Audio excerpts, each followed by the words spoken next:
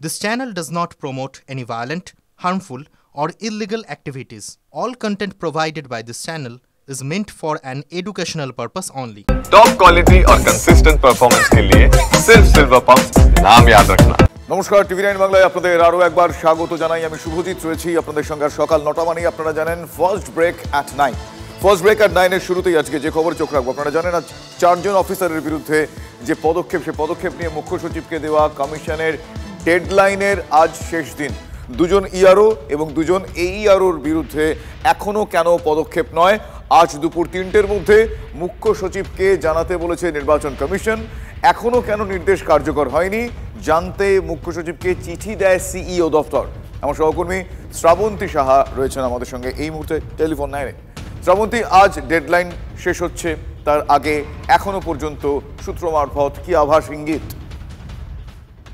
বেলা 3টের মধ্যে উত্তর জানাতে নির্দেশ দেওয়া হয়েছে কমিশনের পক্ষ থেকে, এবং সেখানে যেহেতু প্রথম চিঠিতেই কমিশন এটা স্পষ্ট করেছিল যে কি পদক্ষেপ নেওয়া হচ্ছে সেটা অ্যাজ সুন অ্যাজ পসিবল, যত দ্রুত সম্ভব সেটাই জানাতে নির্দেশ দেওয়া হয়েছিল। কিন্তু তারপরেও কোনো চিঠির উত্তর মেলেনি, এবং তার জেরে মুখ্য সচিবকে আজকের মধ্যে চিঠির উত্তর দেওয়ার নির্দেশ দেওয়া হয়েছে, একটা রিমাইন্ডার বলা যেতে পারে। এখন যেটা বিষয় হচ্ছে যে আজকের বেলা 3টের সময় মুখ্য সচিব তার উত্তর জানাবেন আদৌ কোনো পদক্ষেপ হচ্ছে কিনা, অথবা এই ডাব্লিউবিসিএস অফিসারদের হয়ে যে শাস্তির কথা বলা হয়েছে সেটা পুনর্বিবেচনার আর্জিও তিনি জানাতে পারেন। বেলা 3টে পর্যন্ত এই ডেডলাইন দেওয়া হয়েছে, মুখ্য সচিবকে উত্তর দিতে হবে তার মধ্যে। ধন্যবাদ শ্রাবন্তী।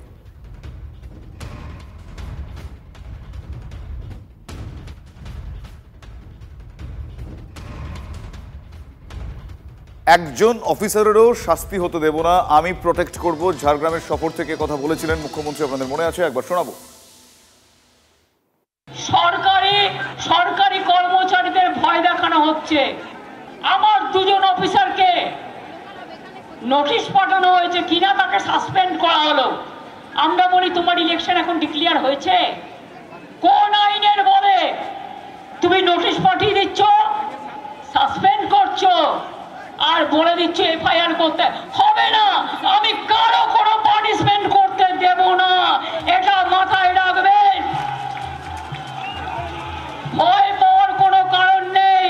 শুনুন, আপনাদের প্রোটেক্ট করার দায়িত্ব আমাদের, আমরা আপনাদের রক্ষা করব জীবন দিয়েও, কোনো চিন্তা করবেন না, কেউ হতাশ হবেন না। আপনাদের শোনালাম সেদিন ঝাড়গ্রামের সভা থেকে মুখ্যমন্ত্রী মমতা বন্দ্যোপাধ্যায় এসআইআর নিয়ে কি বলেছিলেন। এবার শোনাবো সুকান্ত মজুমদার, মন্ত্রী সুকান্ত মজুমদার, তিনি কি বলছেন এই বিষয়ে। নির্বাচন কমিশন বা আমাদের যে ভারতবর্ষে যে অ্যাক্ট আছে 324 এবং 326 ধারায়, সেই অ্যাক্টে নির্বাচন কমিশনের হাতে শক্তি আছে যে ভোটার লিস্ট তৈরি করা। মুখ্যমন্ত্রী যেগুলো বলছেন না, ওগুলো মানুষকে বোকা বানানো। 324 আর 326 উনি পড়েননি, পড়তে বলুন। তাই আমি যারা এইআরও বা অন্যান্য যারা আছেন তাদেরকে একটাই অনুরোধ করব যে আপনারা সততার সাথে লিস্ট তৈরি করুন, কাউকে অযথা ভোটার লিস্টে ঢুকিয়ে দেওয়ার চেষ্টা করবেন না। অন্যদিকে আজ এসআইআর এর বিরোধিতায় সুর সপ্তমে দিল্লিতে জাতীয় নির্বাচন কমিশন ঘেরাওয়ের ডাক।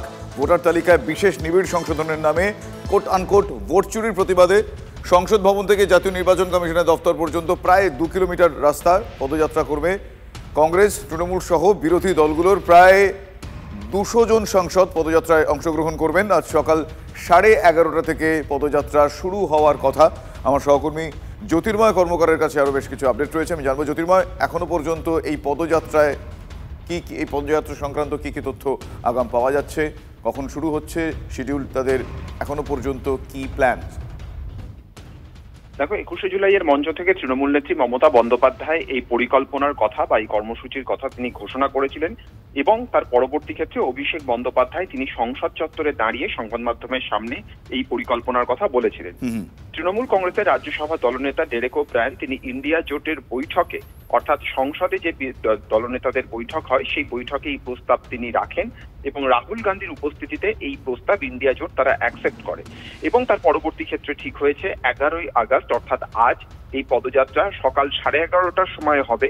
অধিবেশন শুরুর পর প্রথম যে মুলতুবি হবে, সেই মুলতুবির পরে সমস্ত ইন্ডিয়া জোটের সাংসদরা তারা বাইরে বেরিয়ে আসবেন।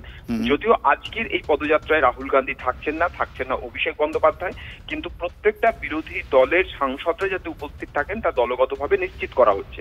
সব থেকে যেটা তাৎপর্যপূর্ণ বিষয় যে ইন্ডিয়া ব্লকে এই মুহূর্তে নেই আম আদমি পার্টি, কিন্তু আজকের এই কর্মসূচিতে আম আদমি পার্টি তারাও যোগ দিচ্ছেন এবং তারা জাতীয় নির্বাচন কমিশন ঘেরাও করবেন। যদি জাতীয় নির্বাচন কমিশন পর্যন্ত যেতে দেওয়া না হয়, যেখানেই ব্যারিকেড দিয়ে আটকানো হবে সেইখানেই সাংসদরা বসে ধর্ণা শুরু করবেন বলে সূত্র মারফত খবর। ধন্যবাদ জ্যোতির্ময়। আমার সহকর্মী জ্যোতির্ময় কর্মকার, তার সাথে কথা বলছিলাম। আজকে এই পদযাত্রা রয়েছে, 200 জন সাংসদ তারা এই পদযাত্রায় অংশগ্রহণ করবেন। এই এসআইআর নিয়ে সুকান্ত মজুমদার কি বলেছেন একবার শোনাবো আপনাদের।